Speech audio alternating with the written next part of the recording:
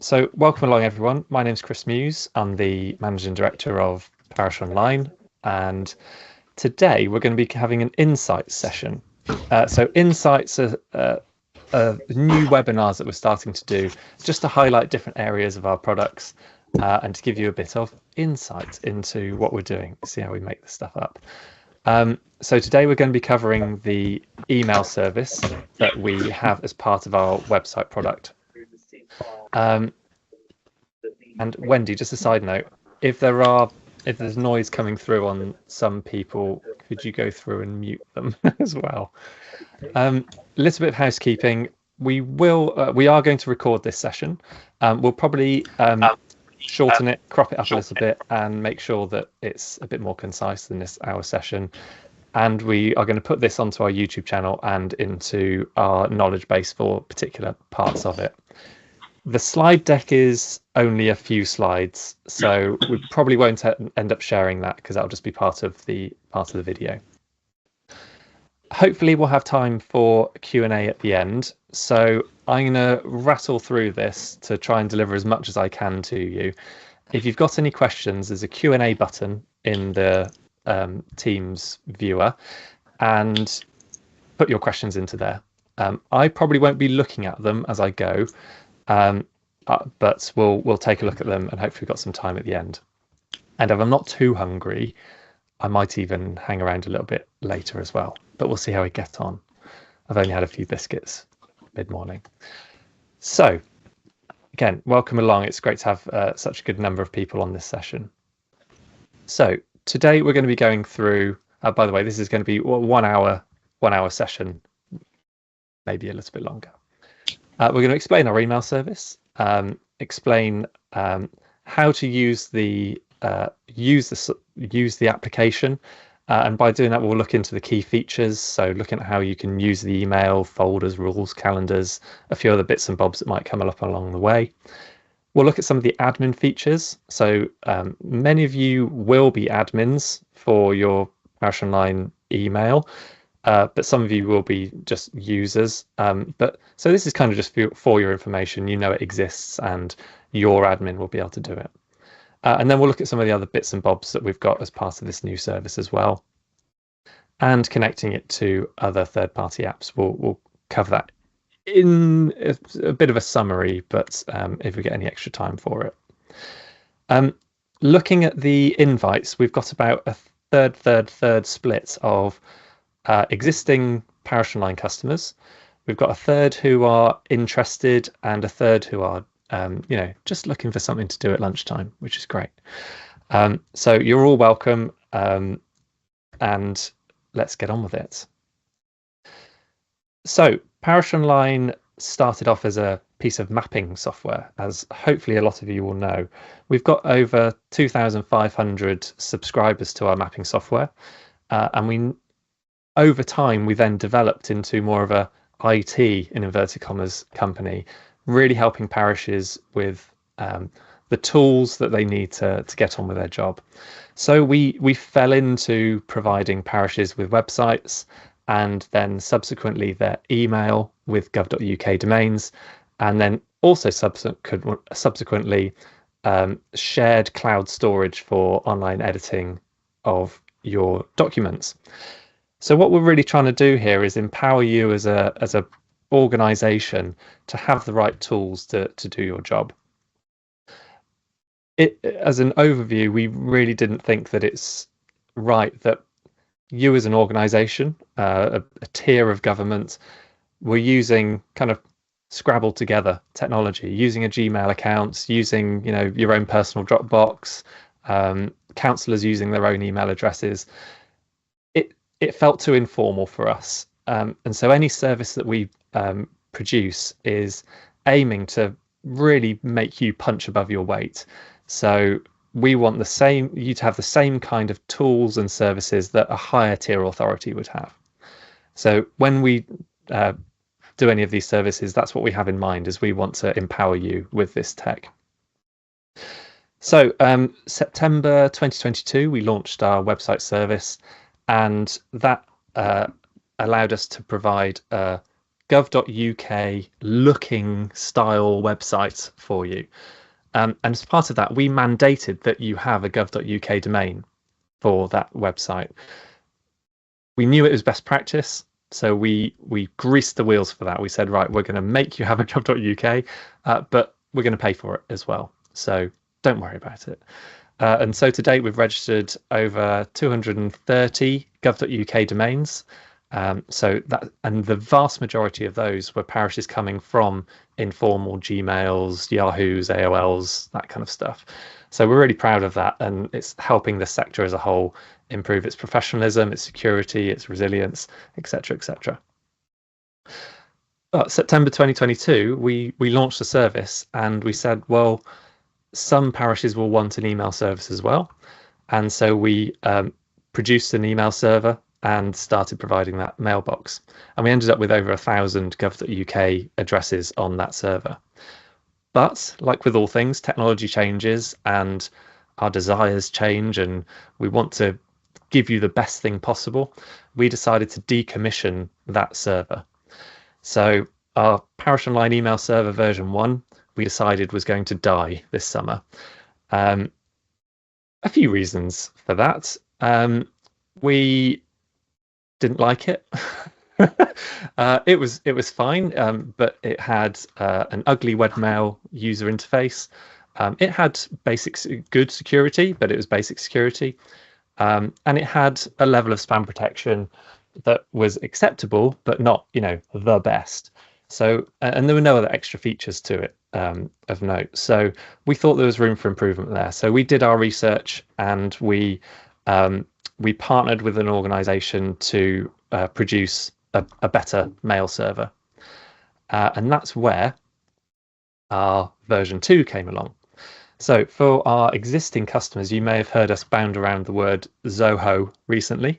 That is a technology company that we've partnered with to provide our version 2 email server, basically our new big shiny one. And so we hooked that up. So this being you looking on your laptop or your tablet or your phone and accessing your email, we had version 2 server up and running. And that's when we then killed off our old one and forcibly moved you all over to version 2. Now, that was a painful process for me, for you, and I promise we won't do it again because I really don't want to do it again. But we're now on a really good platform that has a really lovely webmail interface, and we'll show you that. It's got the top tier security levels available to us. It's got really good spam protection and filter protection, and as you are a public body, we know you are in the spotlight more than others, and so it's important for us to give you that. And it also comes with other tools. So now we've got a proper calendar, tasks, notes, filters, dedicated apps, folders, all sorts of stuff in there that allow you to get on with your job and be efficient as either a clerk or a counsellor. And by partnering with this technology company, we can piggyback on their continuous improvement. So our specialisms are in mapping and website technology, but we don't go into the nitty-gritty of email technology. That's why we have partnered with that company, which means that we can just hang on their coattails, and that means that your service will improve over time. Now, the downside of that transition was it meant we had to issue new logins for you. And if you were using any third-party apps like Outlook or Apple Mail, then we need to reconnect all of those. And I'm sure some of you on the call will want to understand a bit more about that, and we'll cover that at the end. And we'll also we'll probably do another dedicated session, maybe a pre-recorded video to go into our knowledge base for specifically that. So with our new version 2 server, that's some weird animation, our new version 2 server up and running, we could then utilize all of the Zoho Mail apps that were available. So you can now access your gov.uk email through a web browser and through all of the desktop, mobile, and tablet apps that they've got. So you can download and install all of these and log in with your gov.uk email address and password that we've provided you and get access to all of that. Now, the benefit of using this sort of suite of applications is that it synchronizes everything between it and with our main server. So when you get an email come through to your phone, it's also come through to your web browser and your desktop and your tablet and whatever other device you've got. And the same applies to your contacts and your calendar notes and also your folders. And we know that's very important for clerks and counsellors is that organisation of emails.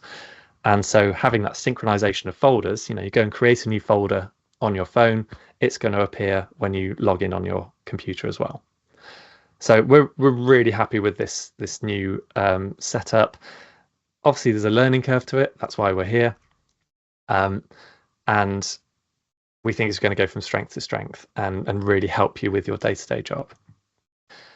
Now, with that server up and running, you could also, if you don't want to use these apps, you can use your own third-party apps. So we're talking about Outlook or Apple Mail or Thunderbird or whatever it is, and you can access that with a technology called IMAP. So our main server, I'll just put my little flasher up. Our main server is compatible with IMAP, so you can access it on your own apps. Now that comes with its own little challenges. But we've got, and all it does is synchronize the email. So that's one thing to bear in mind is if you're using something like Outlook and you're creating folders in Outlook, then if your computer spontaneously combusts and you plonk a new one on your desk and you connect it back up to the email server, it's not going to have those folders. We don't store those folders for you. So that's one thing to bear in mind. It does sort of mean that you could infer that I'm pushing you towards this side where you've got all the apps in one place. And I kind of am, because we can support these. We know how they work. We're good at using them, and they have a lot of benefits for it. But we appreciate that you might want to do your own thing. But doing your own thing comes with sort of an element of reduced support for it. And not from a technical point of view. I mean, we're always here to help with questions. So this is something to bear in mind when you're thinking about how you're going to access this email. Okay, so you can use these apps. So we've got a desktop app. So that is installed on your computer and logs into your mail account, and you get everything as if you would as logging in through Webmail. But it has the benefit of notifying you when you get an email, pinging in the corner, all that kind of stuff. And the same applies for the tablet and mobile apps as well. So you can have all of these apps logged in, and there's also some other little apps as well here. So there's Streams, which is a bit like a chat messaging thing. Think of it as a bit like an internal WhatsApp. The same with Click. You'll sort of understand how these two sort of sit side by side over time. And there's also an admin app as well. So if you're the administrator, usually the clerk, we normally set the clerk up as the admin. You have access to the admin app as well. And that allows you to do password resets for your staff and counsellors. It also allows you to see who's logged in recently and all of that kind of stuff. The admin app is actually best on desktop, so accessing it through the webmail, but it's available on the phone. Someone panic, oh, I need to do something, okay, you can do it from your phone. And so I use that in our company now. Oh, by the way, those links are clickable. I'll go back to these at the end. You'll be able to click them and that'll come through to your browser.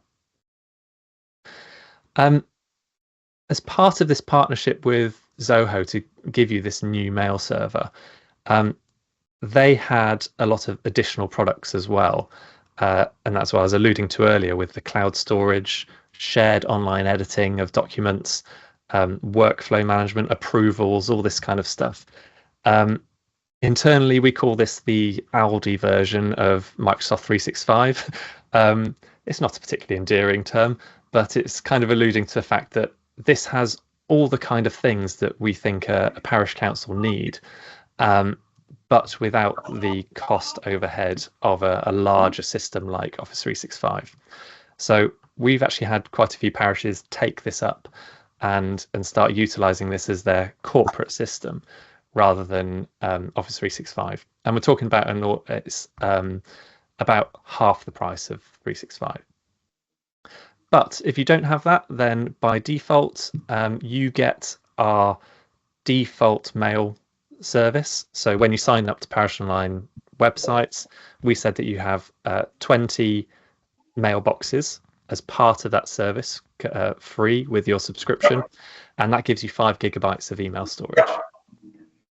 If you need more than that, we also have a 10 gigabyte option, and then to move up to the more cloud Office Microsoft 365 alternative, we've got one called Workplace Standard, and that gives you 30 gigabytes of storage, and it gives you for your email, and gives you 100 gigabytes of shared storage for your parish, and it has the online versions, the equivalents of like Word, Excel, PowerPoint, and all of those kind of things. Also allows you to do video conferencing and meeting recording and stuff if you want to do that. So as we know, some of our customers over in Wales who are allowed to do online sessions are starting to utilize that. So this is fortunately all I have in terms of a PowerPoint deck. What I'm going to do now is flip into my desktop screen and start to run through some of the features of the mail service. So good. Fortunately, I've noticed that not everyone's dropped out at that point, so there's still a little bit of interest going on. So that bodes well for the next 45 minutes. So let me just share my screen, and I'm going to put all of you up on my other little spare screen up here. Bear with me while I do that, so I can still see you all. Okay, so let's assume that you've just started to, you've just been given your username and password for logging into your new system. You will have a URL being given to you, and it'll be something like mail.mappingtonpc.uk. So I'm using this as an example. We have our own demonstration fake parish council called Mappington. We're not allowed a gov.uk email address, obviously, so I'm using a co.uk. But that link will take you through to a page like this, and you'll see the little Parish Online icon, which will give you confidence that you're in the right place. And so you'll be given your new email address, which will be your gov.uk email address. And we'll put that in, and you'll have been given a password as well. And it will look something like this. It'll be a combination of uppercase and lowercase words with usually a number, an exclamation mark, symbol, or something in it. And so that will be the username password that you get. Let's click sign in. Now, the first good security thing it does is it says, right, you set your own password, because we've transmitted that password to you, usually via your email, via your clerk. They've sent it over to you somehow. That password's already compromised, so time to put a new one in. And I'm going to cheat for these purposes, just for this demo, and I'll put my new password in. So now that initial password that your clerk sent you, or you've been given by us, is now redundant. It's gone. It's dead. It's told me my password's changed, and it'll now ask me to log in. So let's go and do that. Do it with that new one. Right, so when you log in, so you will be presented with this. This is your webmail. So your computer isn't going to notify you if you get an email at this point. It's just a webmail login access. So if you want notifications, that's why we recommend the apps. But hopefully this will be immediately intuitive. You've got an inbox where you've got a chronological list of all of your emails. I can click on one of those and it pops up a window on the right hand side with the contents of that email. And I can reply to all, forward it. I've got a few other options as well. And you'll also have some tools at the top as well, like asking, put reminders in to say, right, okay, remind me about this email in 3 months' time, or whatever. Or add it to a task. So, right, okay, I've got to go and sign up to this or whatever it is. So when you click on this, there are a lot of buttons around, but the core function of it is you've got an email to view and you can reply to all, or forward. And so you'll notice for ease, that's also in 2 different places. It's up here on the right-hand side, and it's down here as well. So go into reply, that will take me into the reply mode, and I can send it back to that person. I can CC people into it if I want to, and I can go and put in what I want to. I can add attachments. I can add attachments from my cloud storage. I can format the email as I like. I can put in pictures, links, quotes, whatever you like, tables. It's all there for you. This is very much inspired by the kind of functions that you would see in Outlook. It's got all the capabilities there, but at a bare minimum, you can just type into there. And then to send that email, you can just go to send, or you can also schedule that email to send later. That's quite a nice little touch. So if you wanted to send it at some of you clerks, which I know work more hours than you should do, and you're there doing something at 11 p.m., to make it look like you're not working at 11 p.m., schedule it for 9 a.m. and get it all sent out there. It might get more attention as well. But you can schedule those emails. This will automatically save a draft as well while I'm doing it. So you can see that a draft was saved just now. I could resave that draft, and that'll automatically appear in the draft folder on the left-hand side. And if I wanted to pick that up later, just click and go straight back into it. Okay, I'm not going to labour sending and receiving emails. There's more exciting stuff to show. So in terms of folders, we've got these different groups along the left-hand side. So I can go and create a new folder here just by clicking this little plus icon. And if I do that, I can, this could be issues with allotments, whatever it is. And this can go into the root folder, as we call it, so the top level folder. But you can also have cascading folders, so subfolders underneath it, so it can sit under the inbox or under something else. And if emails go into this folder, I can still make sure that I get notified that they're there. And I can also make sure they're visible in third-party apps as well.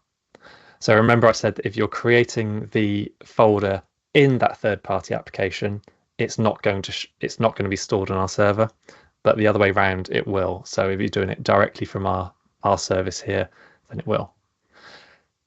If I save that, then I've got a new folder there. And if I wanted to, I can then, if I wanted to start manually putting emails into it, I can just drag it down. So I'm just like I would with a file on my computer, I'm just dragging the emails into that folder. And as you can see, as I do this, any email that's unread, it's popping up the little icon to show how many emails are being unread. I'll tell you what, I'm just going to make this all a little bit bigger so it might be a little bit easier for you to see. So that's really useful for me. I've got a nice little overview now of emails I've got in my inbox. I've got 12 to read. I've got 1 draft. I've got 6 tagged as important, and I've got 3 unread in that allotments folder. There's different views for this as well. So I can also filter down to say, right, I just want to see the unread emails. or I want to see the ones that are flagged, or I want to see ones that are archived. Okay, there's none in there. But that'll allow you to sort of organize those emails a bit more easily. Now, there are functions as well to say you've got a little icon here, 12 unread emails. What I can do is I can select all of them or select some of them. And this brings up some extra options. And so you could move them to a folder in a big bulk. You can tag them, which is a bit like folders, but it's kind of just it's a tagging system for assigning a different attribute to an email. I could just delete them. I could mark them all as spam. I could archive them, or I could mark them all as read. That's quite a common thing there. So right, I'm done with all of these. Mark them all as read, and now I've got no unread emails in my inbox there. So if you're a little bit fastidious, like I am, then obviously this is not my mailbox, but if you are, then you can do a bit of tidying up with your email. Okay, manually dragging emails into here is fine, but you might want to do this automatically. So let's say I've received an email from Parish Online. I can open up the email, which is here on the right-hand side, and I've got some options down here. So I could mark it as unread, etc., etc., etc. You've got lots of options in here. I'm not going to go through all of them, but I can add them to a filter. So a filter is in Outlook, it's called rules. So I can go and add a filter. So this could be a Parish Online filter. And here you're going to say, right, I want it to meet any of these conditions, all of the conditions, etc., etc., where the sender is billing at Parish Online. What do I want to do with those emails? I want to, I could automatically snooze them. I could flag them. I could mark them as read, set a reminder, but I could also move them to a folder, and I could move them to any folder I like. So I could have a new little subfolder under here called Parish Online, and it's going to move them into there. What do I could do other things as well. I could also mark them as read. Don't do that to Parish Online emails. You've got to read them properly. You can also set to process them again or run it on everything that's already in the inbox. So you can sort of do this historically as well. It's not just for the new incoming email. This could be for your entire mailbox. So let's say you've not been particularly organized with it. You can just have a good old session of setting filters to sort them all out into folders you like. Right, let's save that. And what that'll do is it's created that new little subfolder, and it's automatically put all of the emails from ever in time into that folder, and will continue to do that as well. So as a new one comes in, it will pop up the little, one marker to show that the new emails come in. Now, filters are really powerful because they're going to really help you organize that mailbox as you like. But you also might want to just search for an email, and in the top here, we've got a little search button. And you can search from lots of different things as well. So you can search for your email in a shared mailbox, which will come onto contacts, anything you like, and I can go and find all emails from Parish Online, including ones that come from spam or trash folder. Okay. So have an explore with this. I've shown you sort of the basics of how you would sort of get into the software here and start using your email. I think that would hopefully be quite intuitive from now on. There's a few different options for how it looks and feels, and you can play around with that. But in essence, that's the main sort of core content. On the left-hand side, you have these buttons. So if you click the calendar button, it will switch you over into the calendar view. Let's put it into sort of a month view here.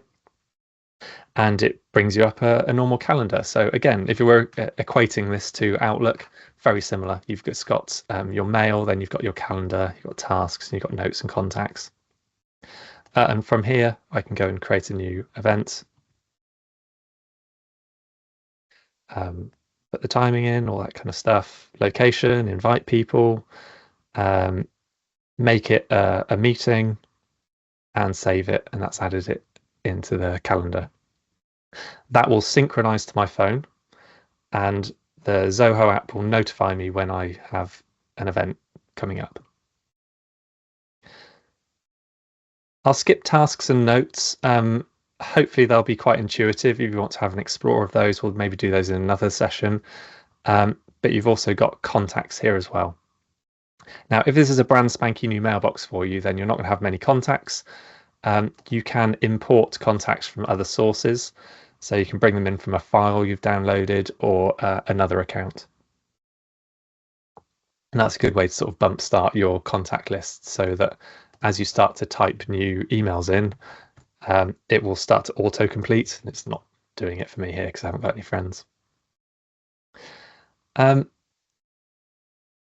So at this point, there's a few other options I'm just going to show you. One thing to have an explore through is this settings button over here.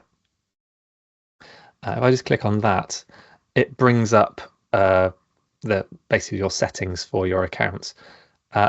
There's a lot of user preferences in here that you might want to play around with in terms of, what noises it makes when it notifies you and various bits, keyboard shortcuts, just useful stuff in here.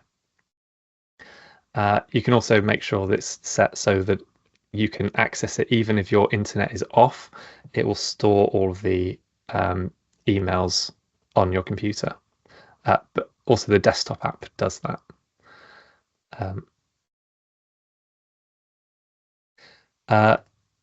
We've got other things like folders. So if I want to have a bit of a tidy up, then I can go and have a look and see how much storage each of these folders is using. That's quite a handy thing to do. You've got those filters again, so you can go and have a bit of a look through and see what filters you've got in play. And you can go and set an out of office for a particular time or infinitely, whatever you like. And you can have different messages for whether it's an internal, so within your parish, or externally as well. And you've got other options here like email aliases, and I'll come onto this in the admin panel. And then you've got a signature as well. So you've got a default signature here. So I've set this at organization level, so you can't change it. So if I was a councillor, then I wouldn't be able to change my signature. It's been set at a global level. And I think that's a good segue to go and look at the admin panel now and go and see that. How are we doing for time? Yes, we should look at the admin panel. So the easiest way to get to the admin panel is from your little profile icon here. You can put a little picture in if you like, and click on the admin console. That will open up a new tab, and it will give you an overview of your organization's email. So it'll show you the number of users you have in play. It will show you the number of incoming emails you've had, and it'll also show you outgoing ones and the amount of spam you're getting. This is quite useful as a first pass to say, well, why am I getting a lot of spam? Is it from a particular location and all of that? And you can also see who's using up their storage as well. So again, we've got 5 GB storage by default. Are we getting close to some of those limits? In this case, no, because we're using this as a demo account, so it doesn't get heavily used. Under organization, you've got lots of options here. And here's where that signature template was set up.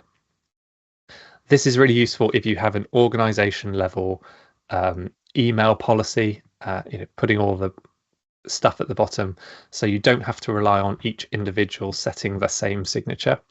You can set these bits so that it automatically brings the name in, and then the parish and la la la. And these little bits are kind of dynamic blocks, so that if you've got any of these saved, then it will show that in the signature.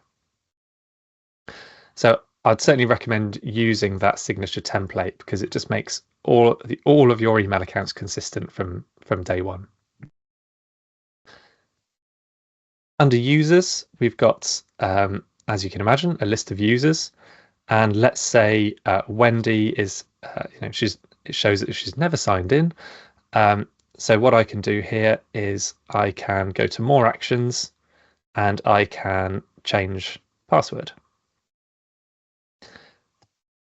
So if I go into there, I can issue a new password and then I can say, well, I'm going to send it to her personal email address so she's got the details of it.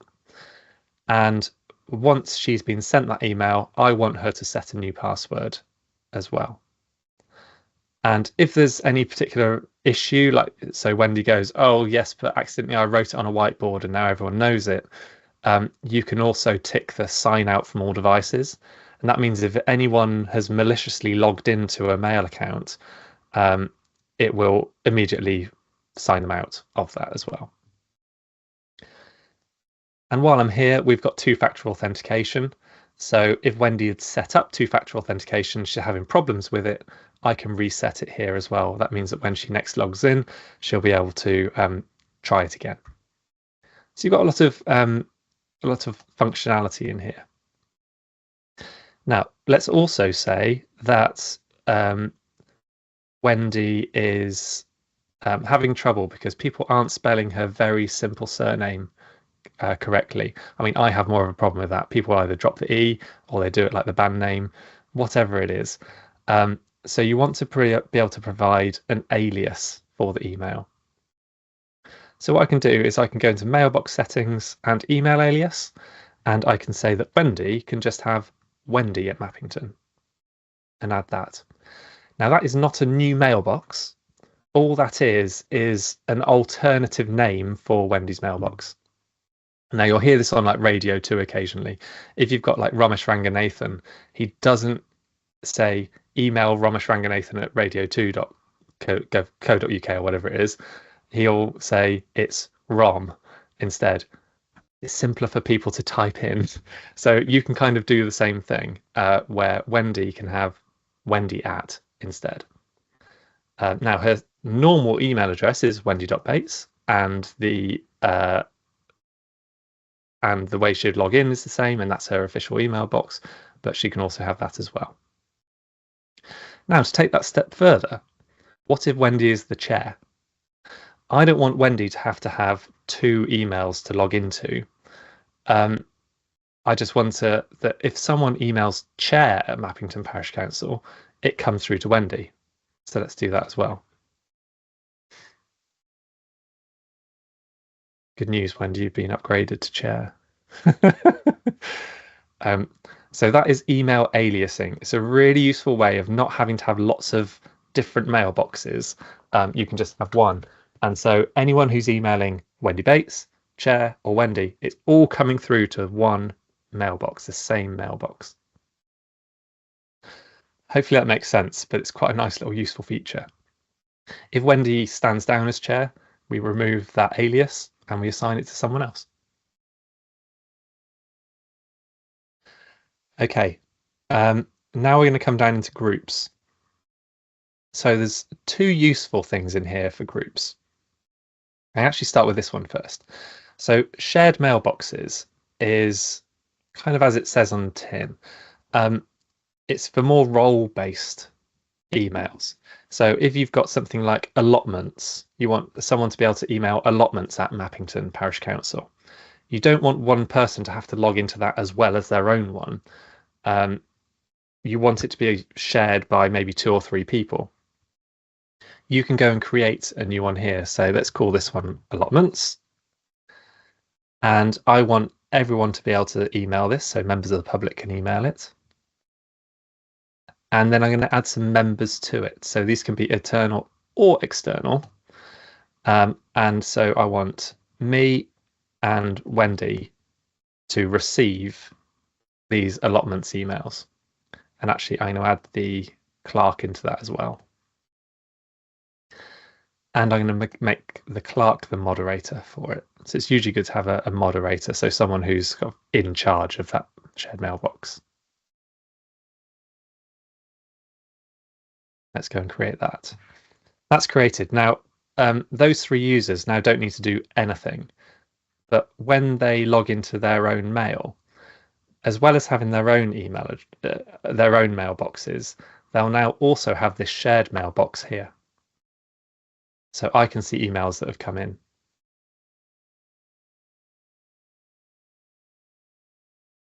So if you're thinking about having info at, or allotments, or public rights of way, or fly tipping, or whatever it is, and you don't want to sort of end up with lots and lots of different mailboxes and logins that you want to log into, you need to log into, create shared mailboxes, because they're a great way to share mailboxes. It's a really nice feature that we didn't have in the old system. Okay, and then distribution lists is slightly different. This is basically a grouped contact. So in this scenario, I've created an everyone at Mappington. And what that means is, well, I've only got one person in there at the moment, so let's add a few more people in. So if I now go to email everyone at mappington.co.uk, it's going to email all of these people. So, you've started to write an email and you got, right, Councillor Bob, Councillor Dave, Councillor Wendy, la la la. You don't have to do that. Just type everyone at, and it will send that email to everyone. There are limitations to that on who can send from that and who can receive from it. So if you're getting kind of messages on, well, this needs approval or whatever, go and have a look at some of the settings that are in here. But shared mailboxes and distribution lists are a really nice additional feature to this new service, and hopefully you'll find them useful.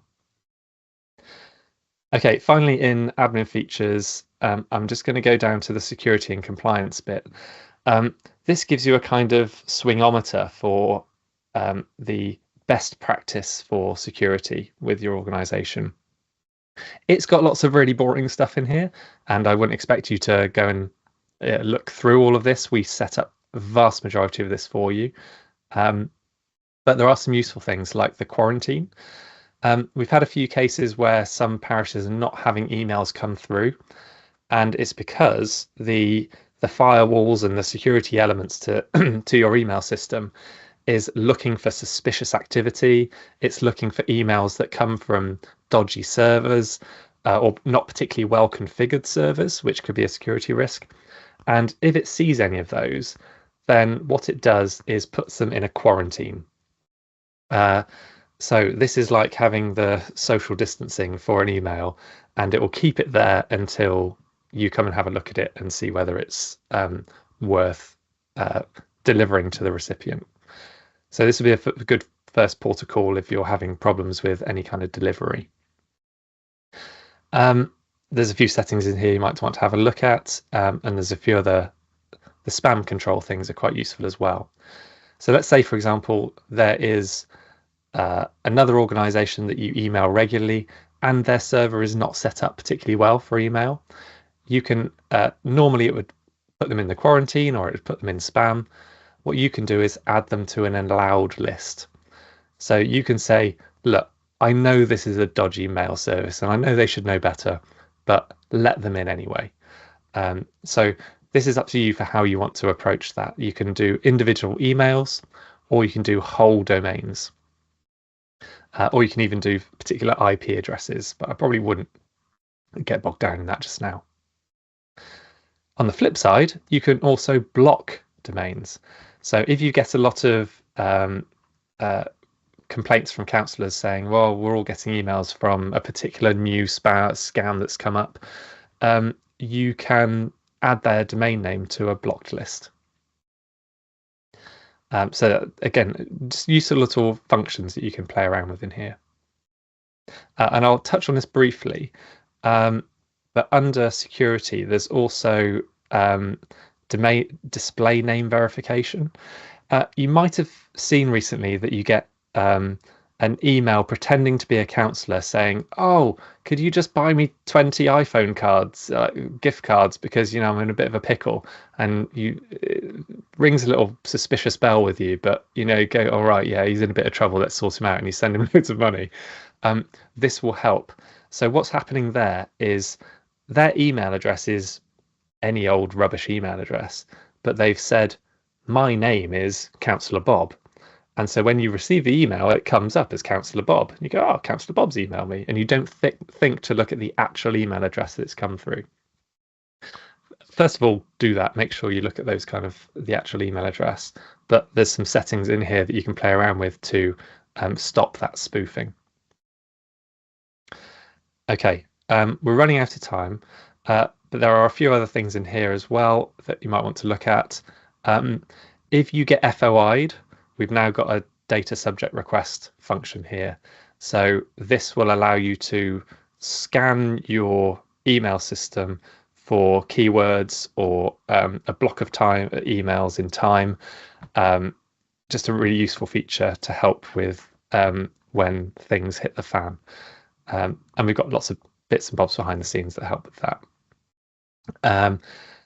So that's in the admin panel.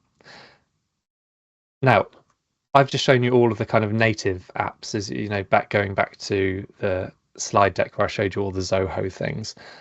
We do know that some of you want to access things on Outlook. Now, we've got a good knowledge base article for this. It gives you a very methodical step-by-step guide, if we do say so ourselves. But there are 2 steps that you need to do to allow you to access your gov.uk email through Outlook. The first thing you'll need to do, so I'm just going to go back to my webmail now. So even though you want to use Outlook, you will have to log into your webmail first, because that will do the change of password, and it will give you the settings that you need to access it. So the first thing I need to do is enable IMAP. Remember looking at the graph, there's the Zoho native apps, and then there's IMAP. By default, it's disabled as a kind of security element. So I need to go into the settings, and I need to go down to mail accounts and over to IMAP and tick the IMAP access. So this allows me to use IMAP for this account. So you're kind of opening your mail account up to say, look, I'm going to accept logins from other email accounts, other mail apps. And while we're here, it also gives you some of the server options that it will ask you. Outlook will ask you for these things, and you can put those in there. That's the first thing you need to do. The second thing you need to do is set a separate password for Outlook. So this is quite clever. So you've got your email address and password to log into your gov.uk email. If you then put that password into another application, okay, we trust Outlook and we trust Apple Mail, but you might be using an application that's maybe using a server in the United States or Russia or wherever, and what you've done is just put that password onto that server. So there's a potential risk there. So what we can do is create a separate specific password just for Outlook or Apple Mail. So to do that, we need to go into our profile and into your account. And it's going to make me do all these kind of bits and bobs. I have set up all my security stuff.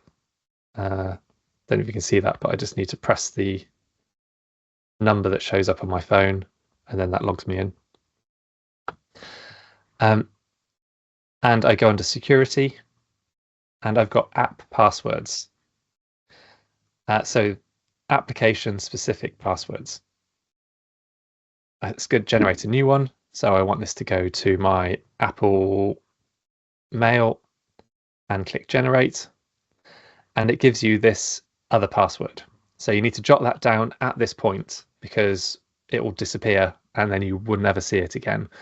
And you could always generate a new one, but it's just a pain. So you'll need to copy that down at this point. And the combination of those 2 things, setting IMAP as enabled and setting an application-specific password for Outlook, will allow you to log in. and it's what's been catching quite a few of our customers out at the moment. So it's these extra security things that we've added onto here as part of the Zoho package that just make it a bit more complex to use. But do follow the guides because they seem to be quite tried and tested now. Okay, I appreciate I've got quite nerdy quite quickly. I'm going to leave it at that because we've got a few minutes left. I'd like to go into a bit of a Q&A and just hear from you as well. So I'm just going to stop sharing and bring you all back up here. Okay, great. And how are we doing on the Q&A tab? Right, I'm going to blast through ones that people have already put in, and then I'm going to take ones from the floor.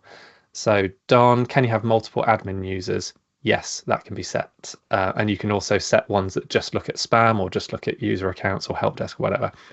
So yes, you can do that. Don again, 5 gig mail storage is basic level to cover storage. Yeah, so 5 gig we've set as the default. And that should, if you take into account maybe 1 gig every year and a half or so, that should cover you for quite a long time. But there are times when you are emailing lots of things like attachments and posters that someone sent you, and it all racks up, especially when you're all sending those emails out. So first of all, good to have a bit of a clear out occasionally, and two, maybe look at the cloud storage thing. And I know some parish councils are using this quite heavily now, where they don't say to their councillors, here's all the documents in an email. They send them a link to the folder where all of those documents are, and they haven't had to email them. So you don't have that proliferation of emails clogging up your mailbox. So that might be a good thing to think about. Vicky says, costs, please. I assume that's how you say it. As part of our website package, it varies based on the size of your parish, but it can range from 300 quid up to, the average is about £360 a year. And that's for your gov.uk email, your website, and 20 mailboxes. But ask us for a quote. Wendy and I will help you out with that. Can you schedule send emails? Yes, we showed that, didn't we? Audrey says, if you have the email app on a number of devices, if you delete one email on one, does it delete on the other? Yes, it does. It synchronizes across all of them. What are the costs of the workplace option? The workplace standard is £42 per user per year. So if you equate that to Office 365 standard, which I think is about 118 now, I think it is, or something like that. So you're looking at less than half price for what is essentially the same kind of functions that you would use. Sheila says, did your change of email server affect your mapping service? No, it didn't. Completely separate products and services. So fortunately, it didn't do that. So yeah, if you can be Parish Online mapping customer and you can be a website and email customer separately, you don't have to have both. Are you able to include Scottish community councils? Yes, we have Scottish community councils who use our website and email service. We've got a few knocking around, Colonsay, Thornton, off the top of my head. Yeah, there's a handful. We welcome Welsh and Scottish communities. Okay, right, that's all that are in the... Oh, hang on, was there some at the top? New posts. Stephen says, we currently have a domain and IMAP email. What assistance is given to migration? So we have tools for that, but basically just suck up all of your email archive into your new gov.uk mailboxes. So that's critical for clerks who've gone, yeah, but I've just got all my stuff here. Why do I need to go here? We can suck it all up and it'll keep the flags and it'll keep the folders and all that. So that's something we can do as part of it. It requires a little bit of information from your side, like, because essentially we are remote logging into that server, so we need some help from your side. But yeah, that's how it works.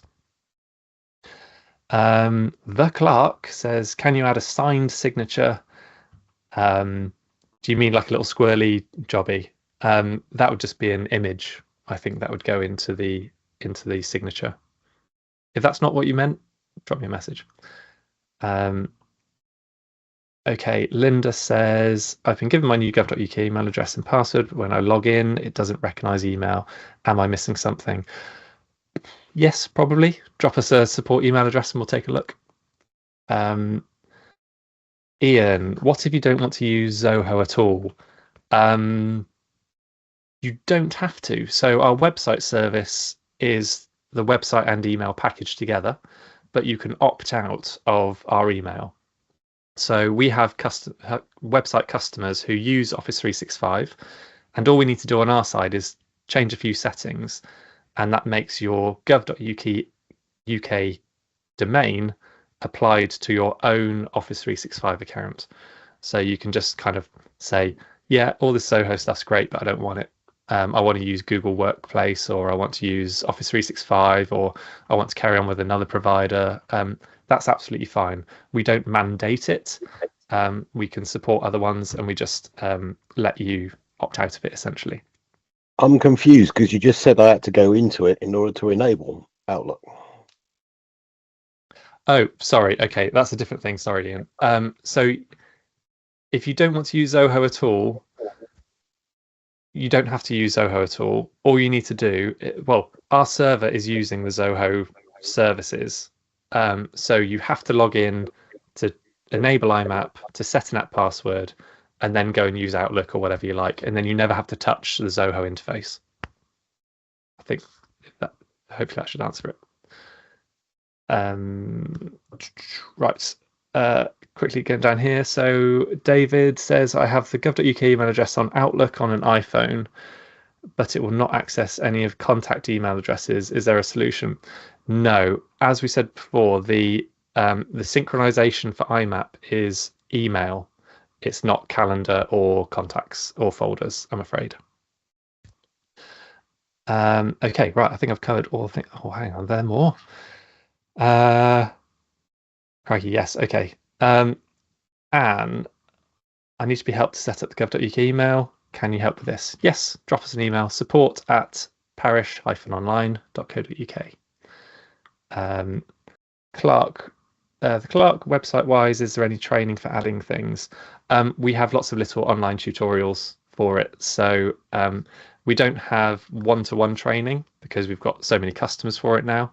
But we put stuff into the knowledge base, step-by-step guides and little video tutorials, and you can just email me, Wendy, Andy, the rest of the team, and we'll help you out. Okay, they keep coming in. Right, I'll take one more, and then Maureen, I'm going to come to you. Julia, can it be used to access without Wi-Fi? Currently, we use Gmail and have Outlook on that. Yes, so those apps can have like offline modes. So obviously, you're not going to receive any email, and you're not going to send any email, but you can at least look at the current email that you've got. Maureen, go for it. Hi, Maureen. Yes, we're getting to know each other quite well, aren't we? Yes. Well, number one, can you increase the text size on the email screen? Because it just looks like lines and lines of very small texts, text language, you know. Is it possible to increase the size of it? Yes, so let me just share my screen again. That's kind of what I did in here. So I went to the browser settings. So not the app itself, but I went to the browser, and you can use the zoom. So you can make it all very small, or you can make it all very big if you like. Right.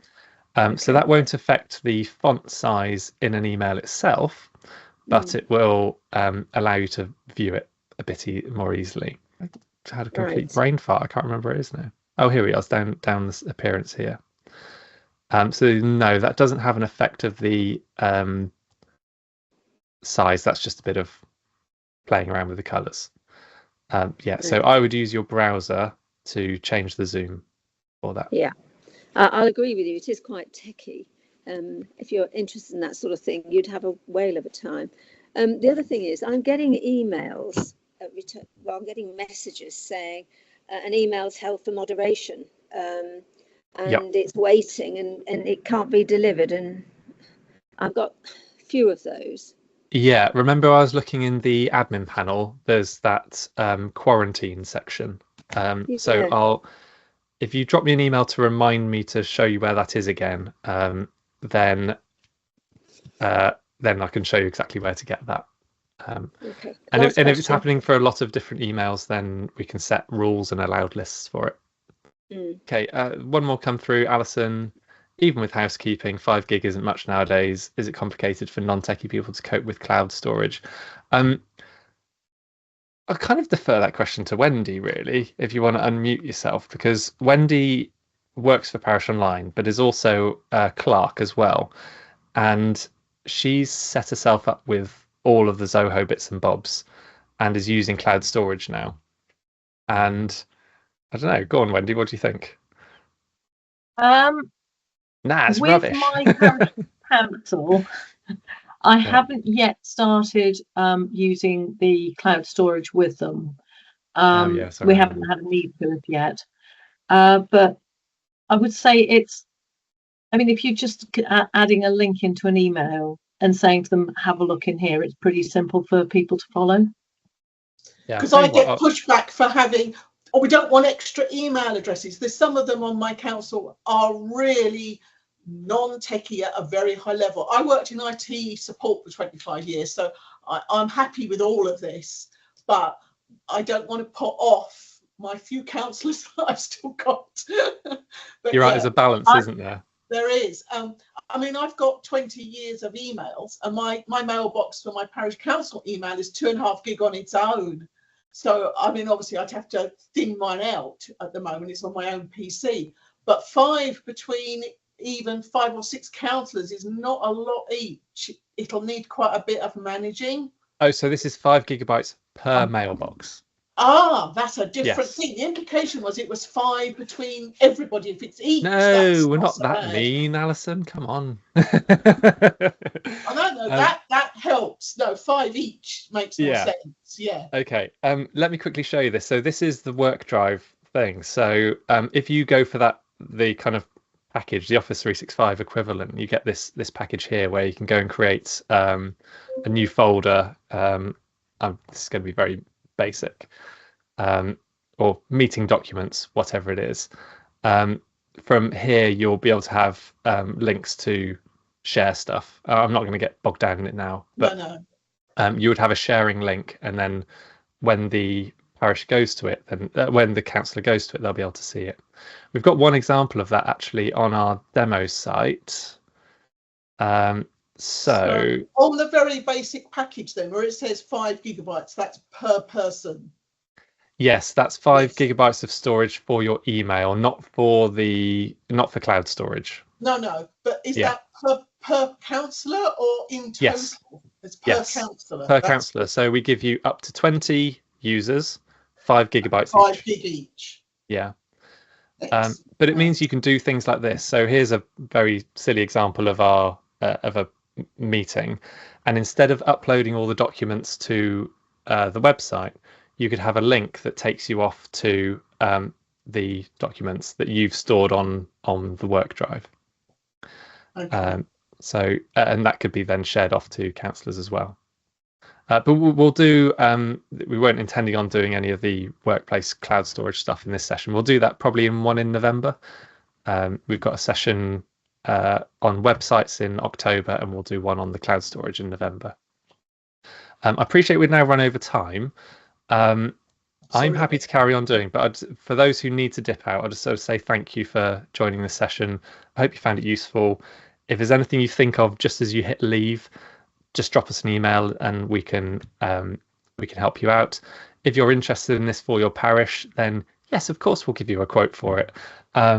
It's not meant as a sales session. This is meant as a training session, but we'd be happy to help you out. But thank you very much. And as I said, we'll either cut this up into little videos for specific things, or we'll throw the whole lot onto YouTube and then crop out the bits where we're chatting. Right, I'm going to go back to the onto the Q&A. For those who do want to hang on, I'm happy to hang on a bit longer. Keith says, oh yeah, sorry, that's the one I couldn't work out. Your parish has already got a gov.uk set up and you're able to view it on Apple Mail. I still don't know if I get it. Can we use gov email and access our existing parish council email? So if you've already got a gov.uk email address, then that will be attached to another supplier's service. If you want to move to our service, then we'll set it up. We can suck up all the emails over, and then we can reassign the gov.uk address. As soon as we do that, it will break your current configuration in Apple Mail, and you'll have to change the settings because there'll be a new IMAP address and there'll be the app password that you'll have to set as well. So no, it's not a case that we can take you on and everything else will stay the same. There will be some jigging around with changing settings. Unfortunately, that's just part of the issue there. John says, is WorkDrive the same as Microsoft OneDrive? Yeah, similar. It's similar to SharePoint. I'd equate it to either SharePoint or Google Drive, because those two are things where you can put documents into and multiple people can access them. Carlton, I'm just going to add a nice other little feature which I've been using, which is from an email, you can add your email to tasks. So you can put your email into a task list if you want to follow it up and do something with it, or if it's an invoice that you want to pay or whatever. So if you look at the drop down menu on an email, you can just add that to task list and put a date on it for doing it. So it's quite a nice way of creating a to-do list. Yeah, like a combination of either using tasks or using the snoozing for things. You can kind of schedule how things work. Carlton, you said you need dedicated instructions on linking to Outlook. If you go to our knowledge base, I think I've sent this to you before, and search for Outlook, it will come up with instructions explicitly for setting up Outlook for it.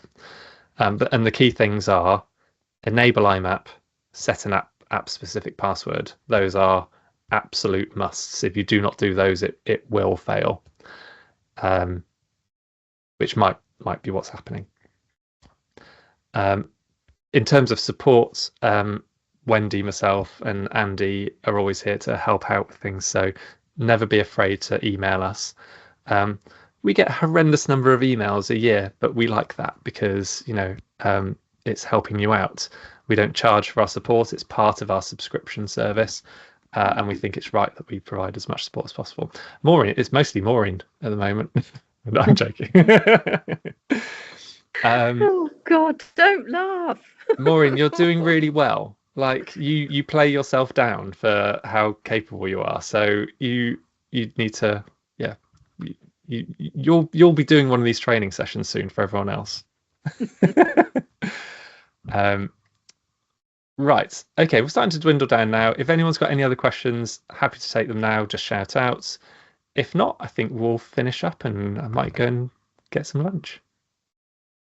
Anything else? No. All right. Well, thank you very much, everyone. Thanks for your input and the questions that have come through. It's been good.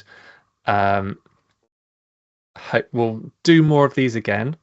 So do subscribe to our newsletter, which you can find a link for on our website. And if you want to email us, that's on our website as well. But thank you very much. Cheerio. Thanks, everyone.